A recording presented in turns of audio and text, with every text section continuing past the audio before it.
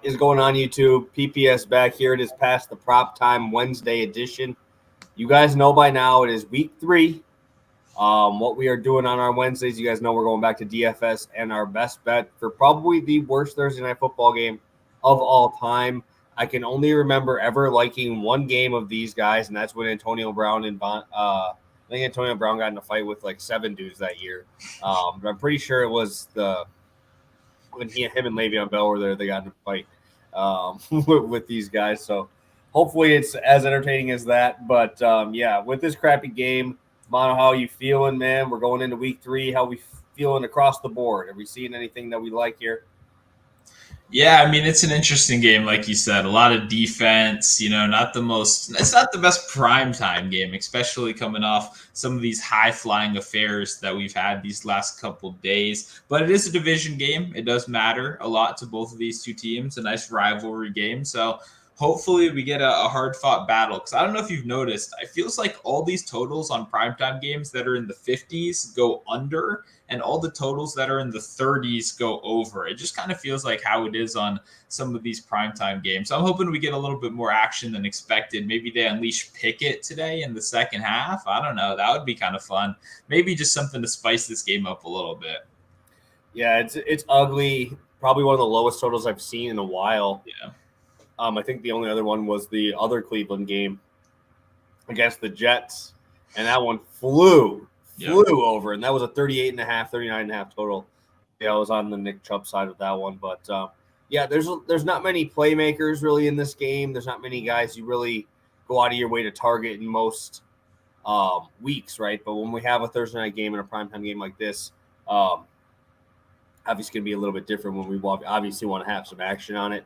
But before we get started, what did we learn from Monday night, right? What did we learn in those games? We had 2 games there. We usually break down that on our Monday show of our Sunday games. We had 2 Monday night games. So was there anything that you thought was out of the ordinary? Was there something that just kind of jumped out to you at all with 4 pretty good teams there?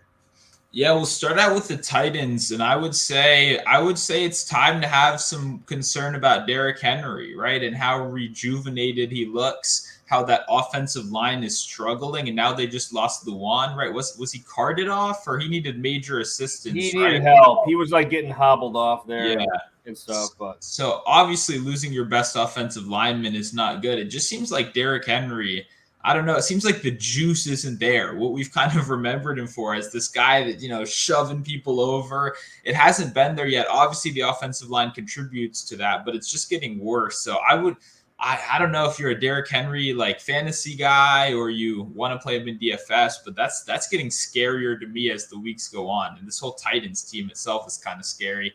As for the Bills side of that game, I think we just learned the Bills are really good, and they're just going to keep being really good this season. I don't know if you have any disagreements about that, but I mean, the Bills dismantled those dudes without their number or 1B receiver, right? Gabe Davis wasn't even playing. Yeah. And it didn't even matter, right? They just absolutely wiped the floor with these dudes.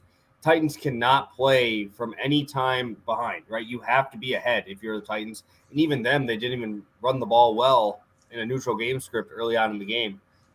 So I really wasn't impressed by them. I don't really think their defense is anything to be scared about either. Obviously, everybody's going to look bad against the Bills. That offense is unreal. I am concerned a little bit for the Bills when it comes down to trying to run the clock, because they just did not run the football. You know what I mean? They just great. I love that. Fun. Yeah, I love that. But it almost kind of makes me think if it comes to a Chiefs game like last year, they're up 7 with 5 minutes left. Can you run a 4-minute drive? Obviously, throwing the ball around, I love to see it, and it helps me in all fantasy aspects with Josh Allen in every single league. But yeah, it's interesting for sure. Yeah, no, I mean, that's an interesting one right there. One more thing too before we get off this game, I want to say, do not tease against the Bills. I feel like I've been trying to say this for a long time. People come up with different reasons. The Bills don't take their foot off the gas. They keep going. They keep throwing. Like you said, they can't really run the ball. They can a little bit, but they're not good at it. They're much better at passing. They're just going to keep going. They've shown that as when they're up by 6 or more, they pass more than anyone else in the NFL by a good little bit since the start of last season. So stop teasing against the Bills. They're going to keep going. You don't want to make that, going from 1 to 7 or 7 to 14. It doesn't seem to matter. They crush people when they win. So I just wanted to throw that out there if you're, getting that urge once again to kind of tease against the Bills. No, but I absolutely love the Bills, too. I love what they're doing there. One thing, one positive, one negative. The positive is primetime Kirk Cousins is still primetime Kirk Cousins. That man is an absolute dumpster fire. So that was really tough to watch. And you remember when I told you about my fantasy game there, right? Kirk Cousins throws that third pick. I go up 0.8. Okay, I go up 0.8. They go through, they punt the ball with like 5 or 6 minutes left, 24-7. All I need the Eagles to do is literally run the ball out. Just run it out. They didn't do it. 2 minutes left, give the Vikings the ball back, and I lose on all that garbage. I lost on all of the garbage plays. I ended up losing by like 2. And I'm like, on all this crap, like, don't even give me hope. Like, I'd rather lose by 40, bro. I'd rather lose by 40 than that, dude. That was the worst heart attack ever. So, yeah. Terrible. Yeah. Terrible. It's even hard to, with how bad Kirk was, it's even hard to know what did we learn about the Eagles defense this year? They allowed 30 and kind of a blowout-y game to the Lions, and now they're doing this to Kirk, but it's Kirk on primetime. It doesn't seem to work out very well. I don't know if this Eagles defense is really good now suddenly, like we thought it was before the season. We're going to have to keep kind of tabs on that as we go on, too. It's a weird game. I was expecting more from the Vikings, but unfortunate result with obviously just getting kind of blown out from the first step and never really getting back into it with Kirk throwing picks. Yeah, no. So we got about 15 of you guys in here. Obviously, we're popping in on our Wednesday show. I know we're in that weird afternoon time here. Hopefully, you guys are still able to pop on this, even if you're grabbing it late. First comment, I definitely threw in the DraftKings contest. Jake from Peoria, a regular mainstay here in the chat, was our winner. He ended up, I don't know how much he beat you by, Sue, but I know you took second there. I didn't even see you took third. I just saw that you and Jake were fighting for that top spot. So congrats to you and congrats to Jake. Hopefully you used that lineup in a few other contests and made some money. Yeah, no, my Mariota lineups and my Tua lineups went pretty well this week. Not the Derek Carr lineups, but we'll talk a little bit about him a little bit later. It's a little tease for a little bit later in the show. But yeah, it was a pretty solid week. It was good. Guess got on some of those lower tier quarterbacks, which is always fun. So I'll keep digging in the dirt and maybe I'll find some more gems this week. For sure. A lot of great games, a lot of great totals. We'll talk about that in the DFS section. But what you guys came for some. Let's check out who's in here first. We got Steve, as always. Taylor popping in here, hoping for that Steeler win. My heart needs it, dude. I need a win over freaking Tampa Bay this week, even though they don't got Mike Evans. They don't have Chris Godwin. The Packers need a damn win. That's what my heart needs, is to finally see Rodgers take down Brady in a season game. I don't think he's done that in forever.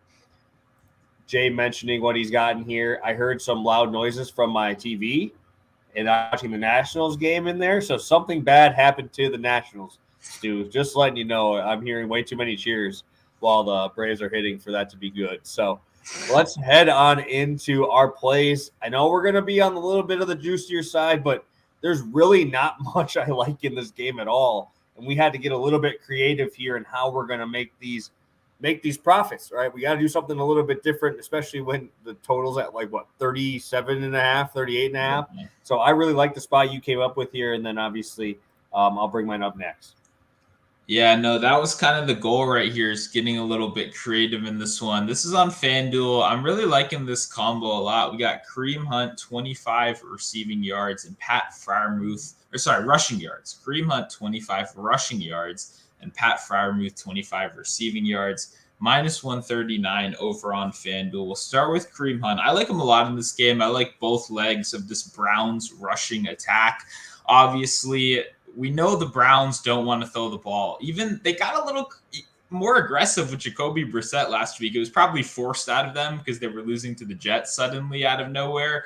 But he was throwing the ball a little bit more than they liked last week, and that obviously resulted in a loss. It's clear Hunt and Chubb is the best running back tandem in the NFL. I don't know if you saw, they're even doing their interviews together after the games. They got these little couple activities going. So good for those guys, putting their pride aside and teaming up together. But obviously Hunt's cleared this with ease in both of his first 2 games, going over 40 rushing yards. I even thought about it as just kind of regular rush yards line, but I do like this combo a lot, bringing these guys both down. I think 25, it feels like I don't even need to justify this, right? Like 25 rushing yards should be easy, considering we're expecting around 8 to 10 carries for Kareem Hunt in this offense. He just should be able to get there. He's a 4 yards per carry kind of guy, not a 2. You know what I mean? So I feel very comfortable with Kareem Hunt right here. And then Pat Freiermuth, this is a guy that's really involved, despite the fact that this offense is bad, right? We all know the Steelers' offense is very bad, and we know the Browns' defense is pretty solid.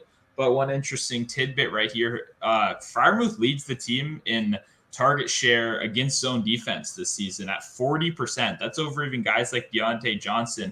The Browns are a team that runs, zone defense at a top 10 rate in the NFL this season. So Freiermuth does line up pretty well for there. He's just hitting them with these short underneath checkdowns. It's pretty much kind of like what Big Ben was doing last year. It seems like it's kind of funny. We bring in a new quarterback expecting a whole new offense, but Trubisky really is kind of peppering these short yardage situations right here. I think he continues to do that. Freiermuth is 3rd in the NFL in tight end targets so far this season. Very, very involved. I think he keeps getting involved. Like I said, 25 receiving yards for a guy that has 17 targets in 2 games should be very handleable today. I like it a lot. Yeah, dude, I love Freiermuth. I've been paying attention to him quite a bit because I know I've mentioned to you, but I got my girlfriend into fantasy football so I can watch more fantasy football and I can watch more games. And I think it's going to work this week. She's got Freiermuth, so I've been watching quite a bit of them. The games have been ugly, right? The Steelers games have been ugly, but Freiermuth's been getting a ton of action. And I always like betting on these tight ends with these lower level quarterbacks. I guess you could call them that. I don't know what else I would call them. I wouldn't call them good, but I like both spots. Obviously, I'm going to be talking about the other running back in Cleveland there, but I definitely like Freiermuth. He actually is quite a bit more athletic than I gave him credit for in terms of like yards after the catch and stuff like that. So I think that you definitely have a good spot here, and I think 25 is great. I think it's a great spot. Yeah, I believe he's 3rd for tight ends in yards after the catch. I want to say that's just off the top of my head right there. But yeah, love it. Perfect. All right, let's head to mine. I know, guys, it hurts me to do this, but I like this spot way too much. I did bet on Nick Chubb on my article play last week. Came through for me. Obviously, everybody hates him now because he didn't fall over right when he was supposed to. Everybody's like, oh, but dude, you're up 14 with 1:50. Like, let him run into the end zone. Help your fantasy guys out. And he obviously did that. I saw he was in the winning lineup. I believe Jake from Peoria had him in the winning lineup there with like a nice 30-pointer. But yeah, 47% run block advantage here. And then just going into Nick Chubb in these games where they're winning, right? We're seeing them. They have been winning in both of the games that they played this year, and we've seen them obviously give the ball to Nick Chubb. We always talk about what would you rather have happen. If you're Cleveland, you'd rather have Jacoby Brissett throw the ball about 20 times max, right? You'd rather have Kareem Hunt and you'd rather have Nick Chubb touch the ball as much as humanly possible. Nick Chubb, like I said, has cleared this in both games this season. With the run block advantage that they do have, I assume that's probably what they're going to try to do here. I get it. It's on a short week, but he only had 17 carries last week, which is actually low for him, right? He's usually used to 20-plus carries when they're winning and then when they're in a positive game script.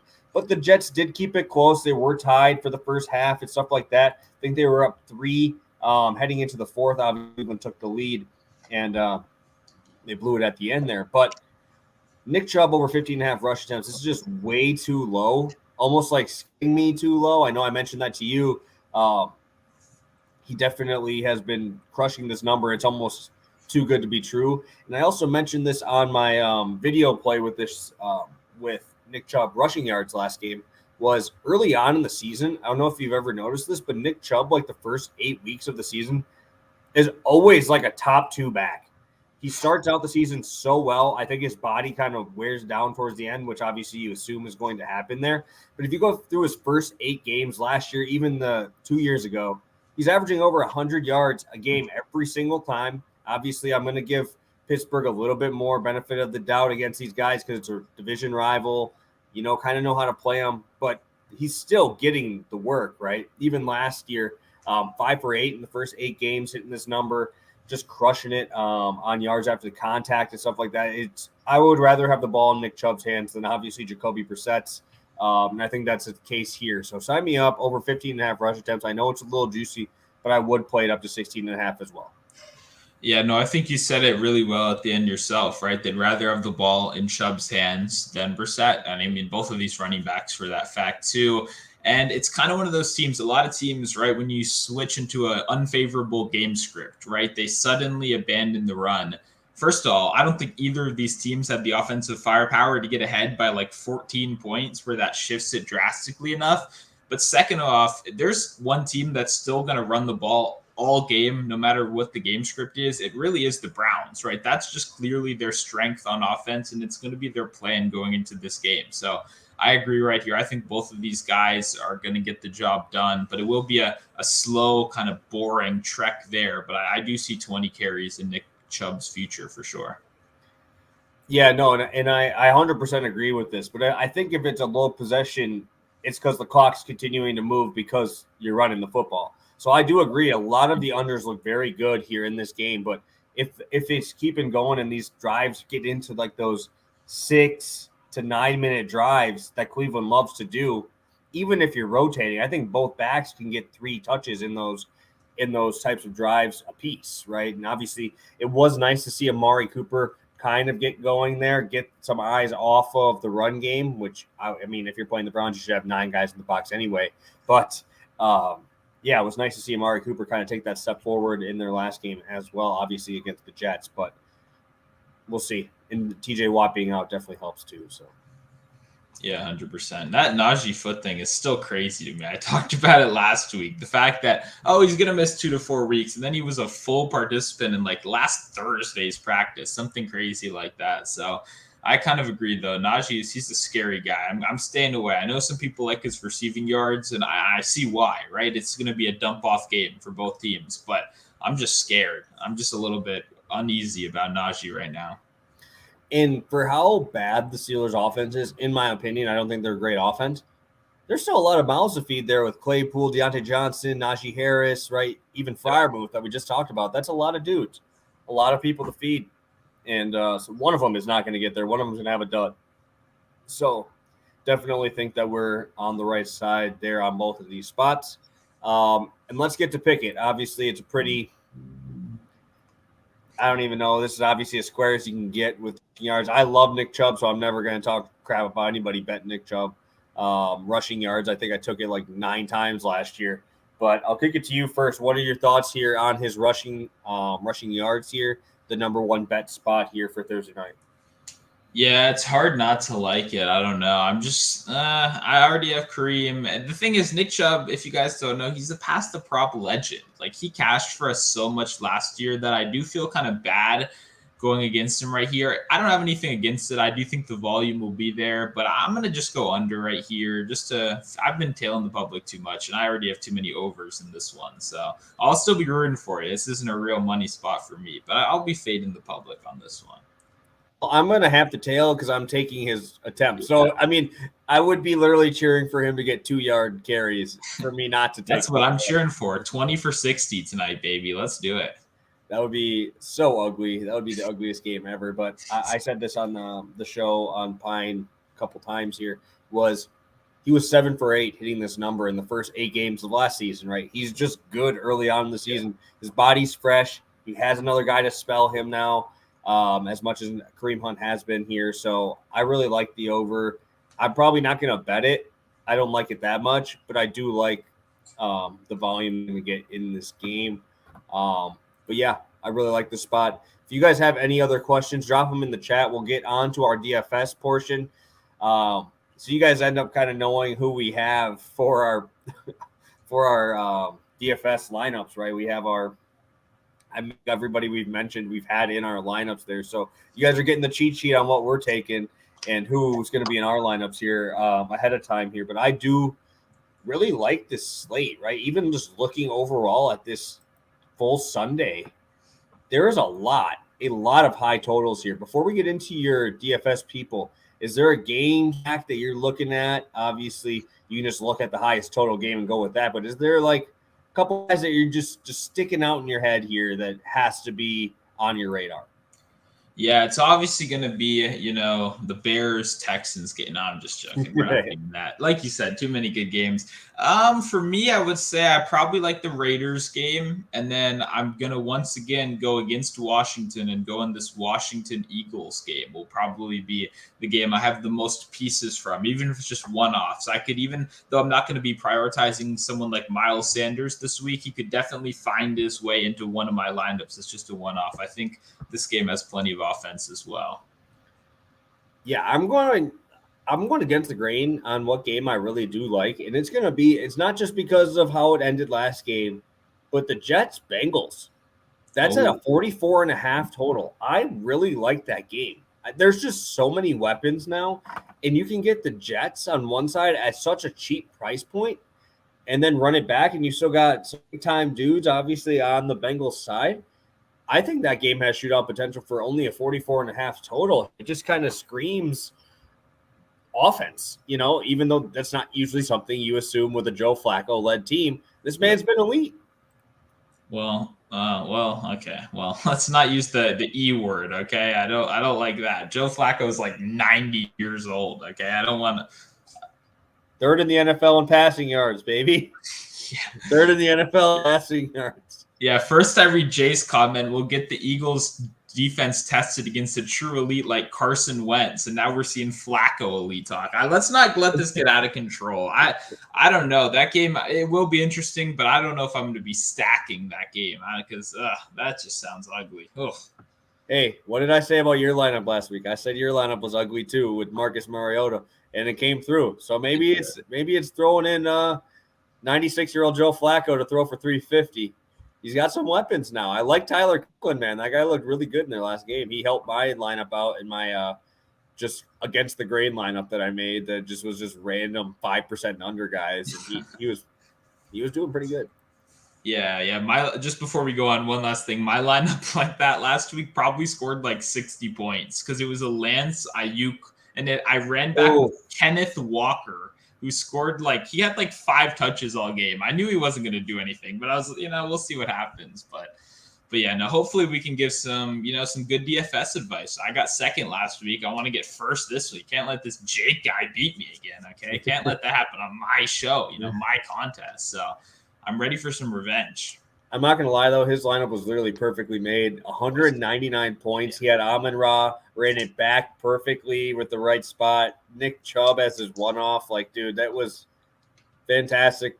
I'm not going to talk shit about your lineup, Jake. That was as textbook as you do with the run back and everything. It was great lineup there. So, like I said, I'm going to be talking about the Cincy game a little bit here, but I will kick it over to you for your spots here. Let's start out with our studs. We both mentioned the 2 games we liked, and we're both going to have our stud in that game. Yeah, I'm going Jalen Hurts for quarterback. I mean, he's such a great tool, right? It's in the betting world, it's sometimes a little bit tougher just because he's so involved in that red zone offense, right? There's so many, not only passing opportunities like most quarterbacks, but Jalen Hurts might be even the RB1 in the red zone for this team. Obviously, cashed in on our touchdown parlay last week, which is good to see. He definitely could make an occurrence. I'm seeing plus 120 on Caesars and minus 120 on FanDuel. A nice little difference right there. I like the Hurts TD. I think the Eagles are going to score a lot in this game. This Washington defense, unfortunately, is not going to get Chase Young back. And Cam Curl, their safety, is another big addition that we're really hoping for. He's missed the first 2 weeks when it looked like he might not even miss anything. So that's always a little bit concerning as well. And obviously, this Eagles team has gotten off to the start that everyone kind of hoped they did. They're very popular in the futures market. I just love Hurts' upside. I think he's going to rush for like 60 to 80 yards this week. That'll definitely be one of my targets. For props, he's already leading the league in designed runs and pretty far up there in scramble percentage. He's just so involved in both the pass game and the rush game. And this Washington defense, I just don't believe in it. Obviously, they just got crushed by Jared Goff last week. So Hurts, he's going to score a lot of points this week. It'll just be about finding the right guys to connect him with. Yeah, no, obviously Jalen Hurts destroyed this week for all guys in DFS and fantasy if you're betting on those Monday slates. I'm more to Jamar Chase, and this is more just on the Jets' inability to guard number one receivers, right? Yeah. And the big play. Like Duvernay had 2 touchdowns, right? Devin Duvernay had a 55-yarder, right? Was able to get past this defense. Jamar Chase, I would say, along with Tyreek Hill, are 2 of the best deep threats in the game right now, right? You also have Amari Cooper, 20-plus yard catches in there. You have a tight end who had a 30-yard catch in their last game against this Jets defense. They've been allowing so many big plays. Jamar Chase kind of, I won't say got shut down, but kind of got shut down compared to the first week. I think this is that bounce back week here following, I think he was guarded by Diggs for most of the game there. We saw T. Higgins kind of get going later on in that game when Diggs kind of fully shadowed Chase. So I think we're going to see a very, very nice matchup here. Both Higgins and Jamar Chase over 71% matchup advantage, which is very nice to see. You can't double both of them, right? And obviously Joe Burrow is a great quarterback that I like to take my receivers along with a very good quarterback, so you can end up getting a nice little stack there and a little run back. But it's hard for me not to like Chase in a defense here in the Jets that really hasn't shown an ability to stop the big play. Yeah, the interesting thing, the red zone targets are obviously there. Chase is a weapon down there, which is good to see.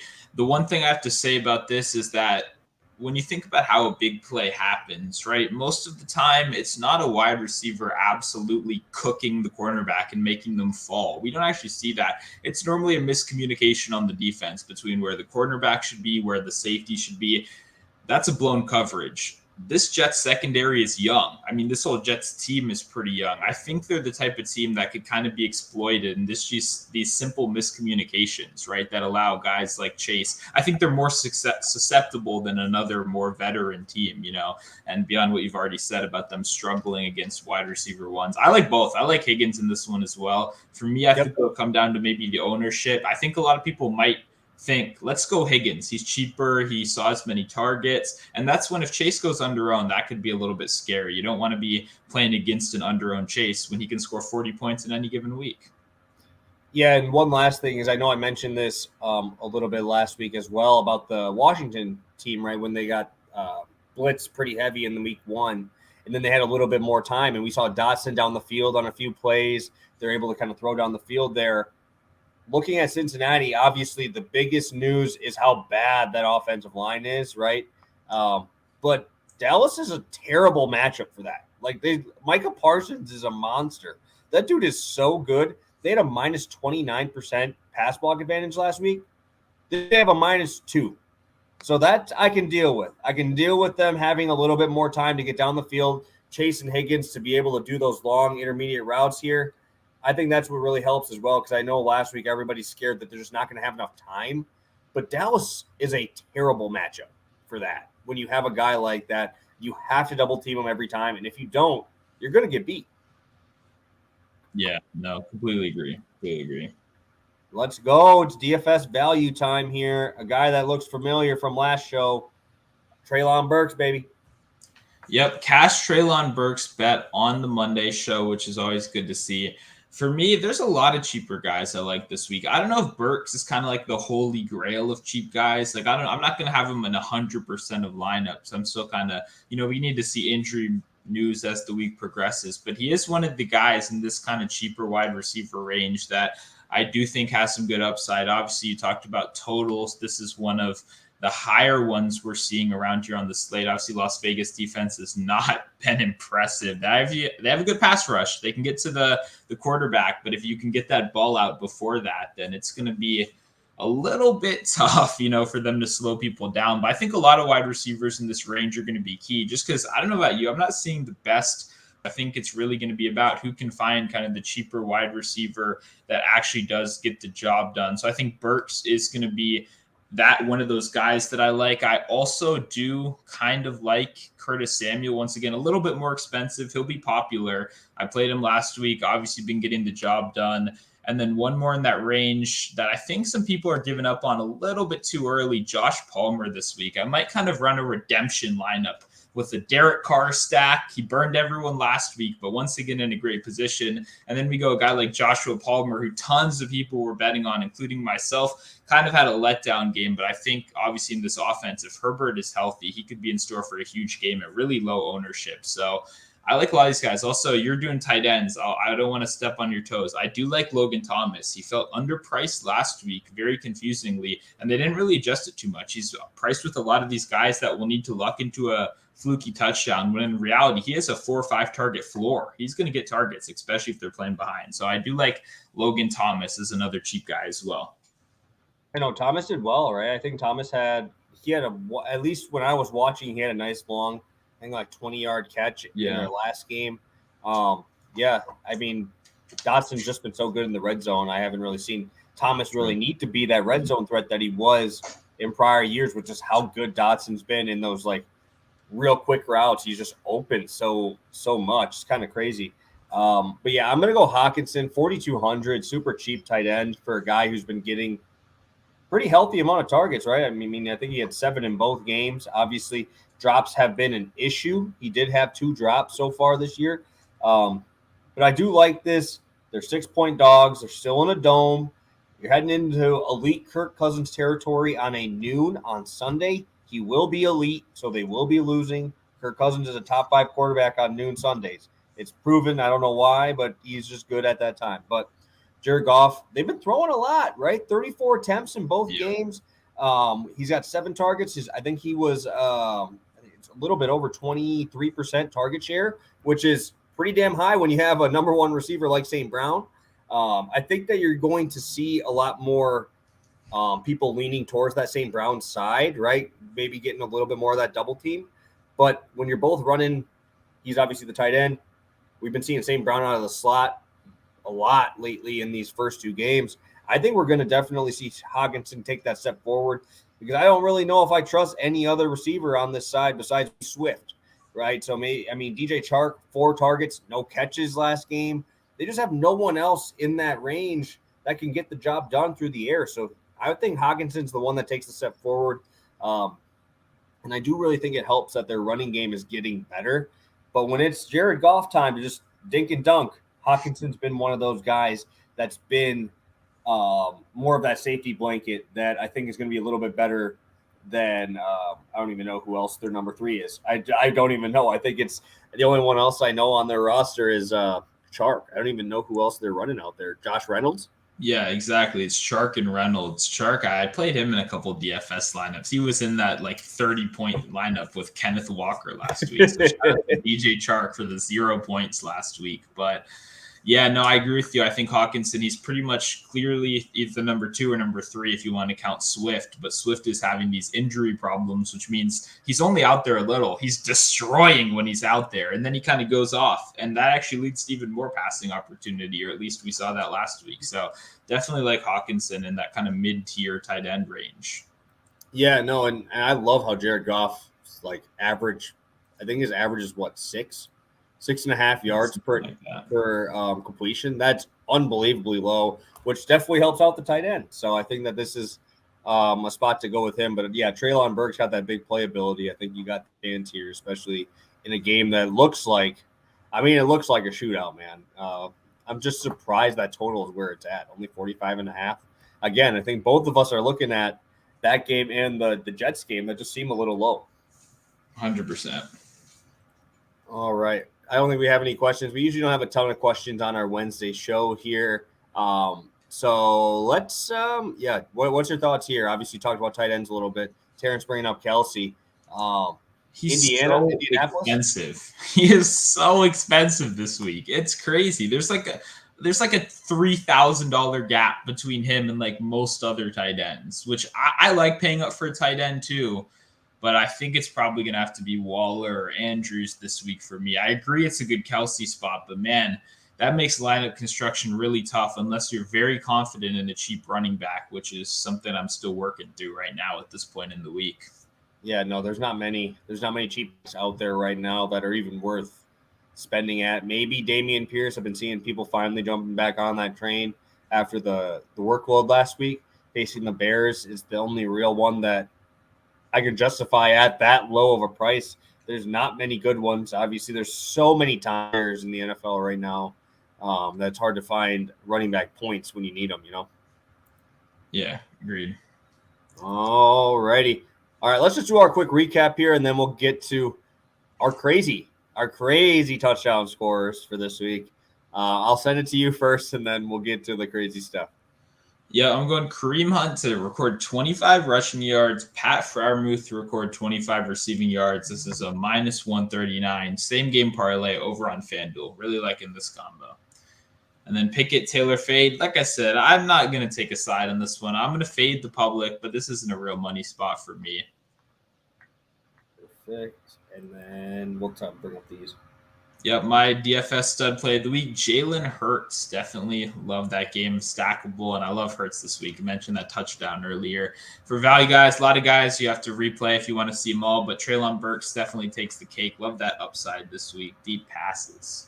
Beautiful. I'll be on Hawkinson for my cheap guy, rolling with Jamar Chase. Hopefully this is one of the 3 40-point weeks he has this year. Hopefully I'll pick this one right. Love Jamar Chase this week, and I'll be on Nick Chubb over 15.5 rushing attempts, and I'll go on the over because I don't want to just see this guy run into a wall for 3 yards every single rush. So hoping we get a little bit more explosive here.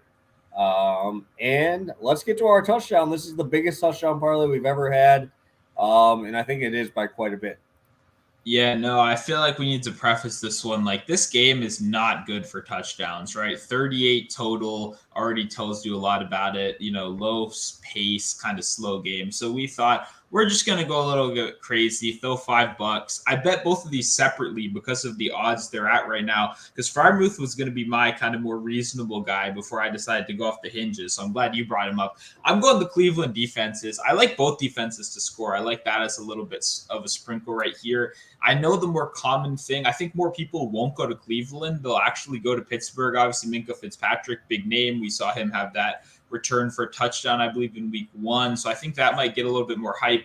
But when it comes down to who's going to make a bad decision, I actually do trust Jacoby Brissett to just chuck the ball into the ground a lot more and just kind of move on. Well, I think Mitch Trubisky is the kind of guy it's like, fuck it, we're throwing it up and hope for the best. I might get benched next week. I need to make this 45-yard pass to Pickens on the outside. Those don't always work out too well. So I'm going to take a chance on the Cleveland defense to score a touchdown this week. Yep, I'm going to Freiermuth plus 330. He's got one already this season. I get it. It's a very low total. But I just love the targets. You mentioned it before, 17 targets. I think when you start seeing Mitch Trubisky move throughout the pocket, Freiermuth is that guy to kind of take that away from you. I also like that Najee is kind of banged up and it's on a short week. I think that could obviously play a big role in this as well. Maybe we start seeing him play more of that 65% snaps instead of like the 90 that we're used to seeing. And I think Freiermuth's the biggest beneficiary to him being out on those short passes. So hopefully Freiermuth's in the end zone here. Plus 330 is unreal. 33-1. I think what are we saying? Quarter unit on this one? Shit, I'm going fifth. I'm going for like $5-10. You know what I mean? I'm put this one off the record. This one's off the record. This is a nice little nudge. We're giving you a tip at the bar. This isn't going on my track record. Okay. I'll put 0.2 units. I think that's the. I don't know if I go any lower than that. If it's even, if anyone will even justify a tail on it. Yeah, Jay already threw his whole rent on it. He threw his whole – I don't even know where Jay's living because Jay threw all that money on your plus 900 fucker. I don't even know his name.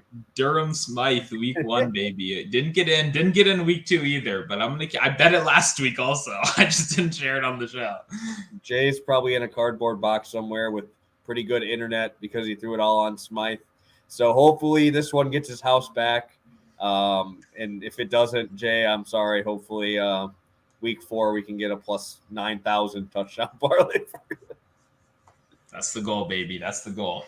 All righty. Stu, what do you got for the people? Obviously, heading into week 3, kind of got our times down and everything. But what do you got for the people before we head on out?